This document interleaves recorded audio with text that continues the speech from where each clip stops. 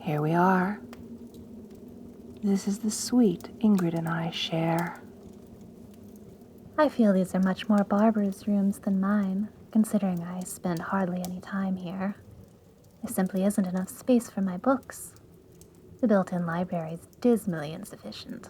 Hardly 400 square feet. I believe it's closer to 500. I'll have to ask one of the servants for the measurements. Speaking of the servants, my apologies if you found them a bit intimidating. I know it can be a bit scary seeing them stationed everywhere, always watching with those 1,000-yard stares. But we swear they're harmless, so don't let them scare you away. Of course they're harmless. They're only servants. She means, the estate's poor lighting lends them a sinister air. Please don't let that scare you away. Just let us know if there's anything we can do to make you more comfortable. Whether you want to ride in one of the carriages, visit to our library, or anything the kitchen staff might whip up, just let us know. We love having you here. You're the only one who ever visited us. It gets so lonely here. The staff isn't much company. You have no idea just how right Ingrid is.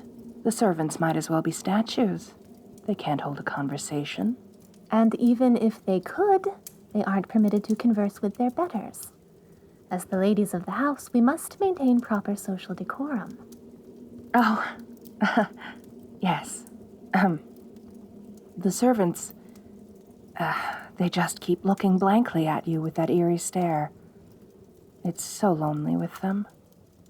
Ingrid and I, we're surrounded by retainers, but it does nothing to dispel the crippling loneliness of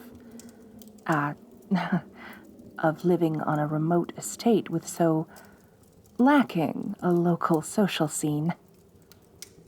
Yes, even the animals don't want to keep us company if they can help it. Didn't you notice how quiet it is around the grounds when you arrived? You don't even hear the chirping of birds. They don't bother coming here. No animals do. Well, but at least that means no pests. Right. Silver linings. You have to find silver linings in things if you want to keep your sanity for all these years. Oh, but I'm sorry. Are my sister and I boring you? That simply won't do. Of course. You're a guest. Our only guest. The only guest we've ever had. So if there's anything we can do to keep you, interest you in staying longer, do let us know. Anything? Why don't we all do something amusing? Are there any entertainments you have in mind? If not, might I give you some recommendations? We can accommodate a fox hunt if you like. That is, if we can find a fox. And horses that don't startle easily. Perhaps not a fox hunt, then. Human chess? I think they just call that chess, my dear sister. Is it? Even when you play with the servants as pawns? I think so. Ah, very well then. Chess. We could play chess. You might need some extra assistance if you're to go up against Barbara or myself, but we could lend you a multitude of servants to assist you. We can even command them to follow your orders, so it'll be as if you were a squad leader or a general or something. It's fitting, since you're such an honored guest. Or we could light some fireworks. Do we have fireworks? We have cannons, left over from the war. We're sure to have a store of gunpowder somewhere or other. We could think of it as celebrating you, or at least your visit to our estate. And we don't have to worry about disturbing anyone. There's no one living within miles and miles of us. Well, do you enjoy sailing? Barbara and I do it from time to time on our lake. We could teach you how if you'd like. It's not difficult. And we'll be right there with you to take care of you if anything goes wrong. You'll be completely safe, we promise. You can even hold on to one of us if you are frightened of drowning. It's no bother, believe me. Such familiarity might seem improper. Oh, most scandalous. But under the circumstances, we believe it can be excused. Or if you'd rather not do the sailing, you can tag along with one of us as we race each other. Feeling the wind rush by as you slice across the lake is such a thrilling experience. You must try it. We'd love to share it with you. Or perhaps you'd like to peruse the library. We'd love to show you our books. The old things are just gathering dust otherwise. We have all the popular modern novels, really. Carmilla, Dracula, The Vampire, and I assume we have some books that aren't about creatures of the night. Ingrid can tell you what novels the library contains. I'm personally not much of a reader, so I don't recall all the titles. She means she doesn't read novels, only those bloody penny dreadfuls. Literally bloody. Well, not literally, they aren't covered in blood. Well, most of them. I mean... I think we also have, Varney the Vampire. Is that about vampires? Probably not. But perhaps you don't want to read. We could read to you if you'd like. Nothing's off limits for you. Nothing. Our home is your home. And you have no idea how much we mean that. You can stay here as long as you like. You could even live here with us if you'd like. We're serious. Yes, we know it would be a rather unorthodox arrangement. Perhaps even scandalous. But you'd love it here. I'm sure there are so many things you'd love to do here. I'm sure one of the activities we've mentioned must have captured your attention, correct? Which one would you like to indulge? Just tell us. None of them. Are you sure? Oh, perhaps you're hungry? We have so many delectable, fashionable dishes here. French, Italian, Japanese, you name it. We've even got Austrian and Korean and... Oh, Barbara, what other foods do we have? We have foods from countries you haven't even heard of. We've got, Tuavalan. We have Tuavalan food.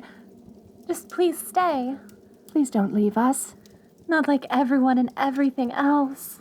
Everyone else always runs away crying and screaming from us. All because of these accursed vampire powers. Oh, well, I suppose the cat's out of the bag now. Yes, you heard Ingrid correctly. Vampires. I suppose you were going to find out sooner or later. There were clues. We might as well come clean. We really are vampires. Creatures of the night. As for what vampires are like, well, the popular legends aren't far off.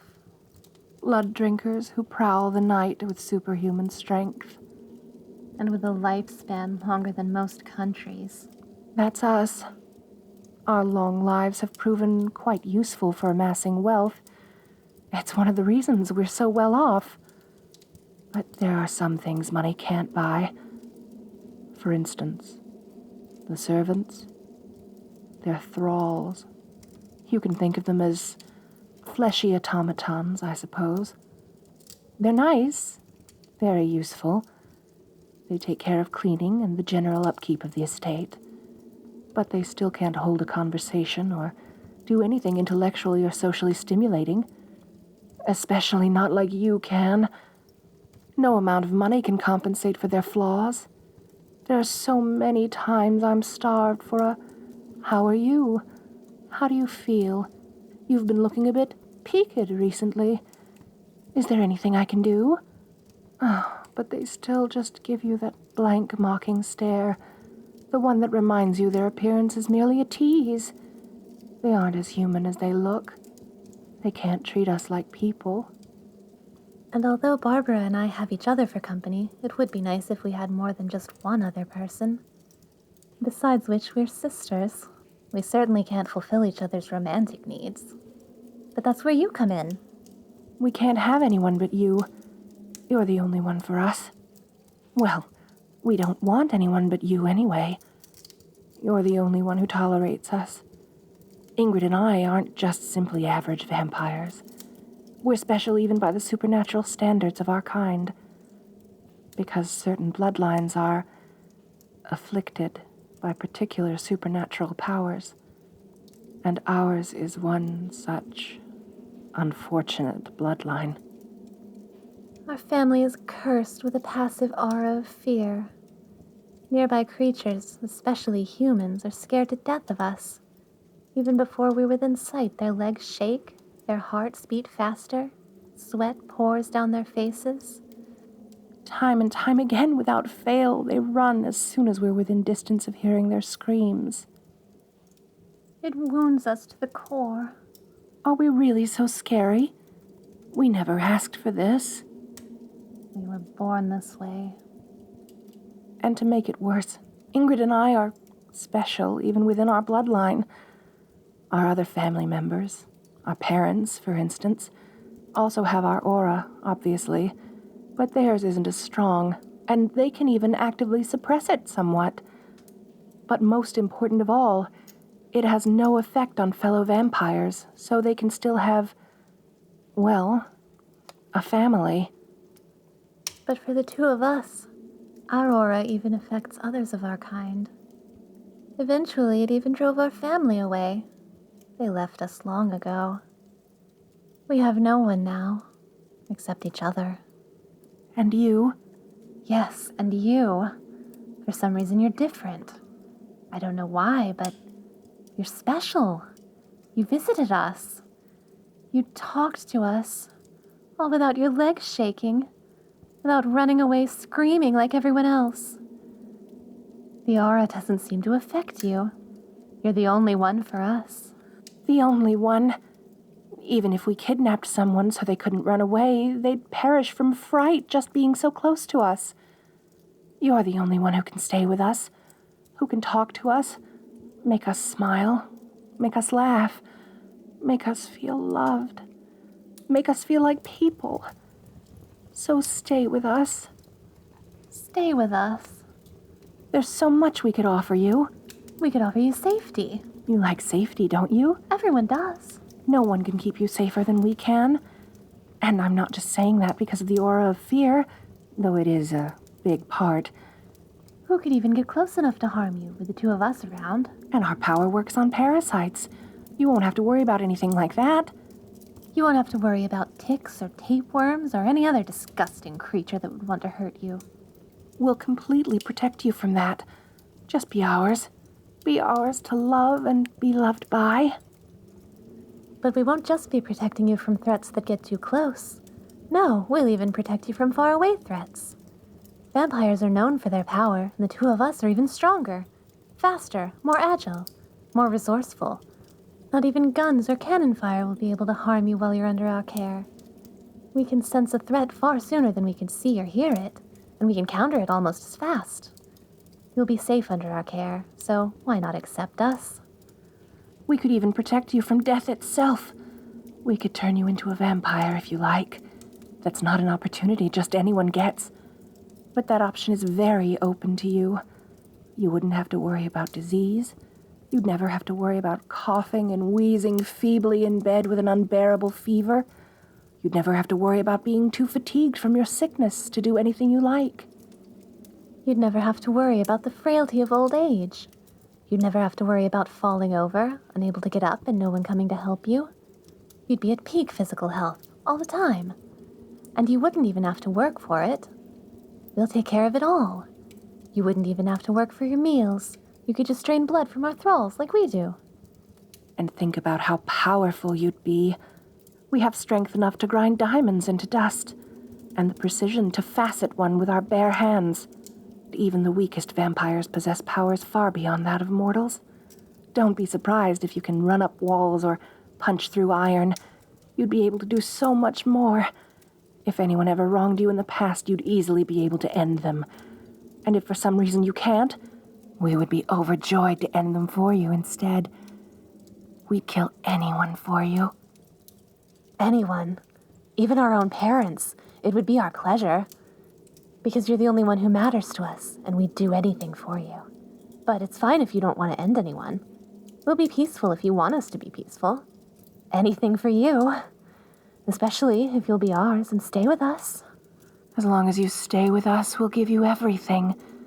Even the clothes off our very backs. Everything. Even every last moment will be spent on paying attention to you, if you'd like that. When we say everything, we mean absolutely everything. And we have so much to give. You've only seen a fraction of our wealth. We love you. We'd gladly spend it all on you. If you were amenable to it, we'd commission countless statues of you. We could even make them out of solid gold, if you don't think that's too gauche.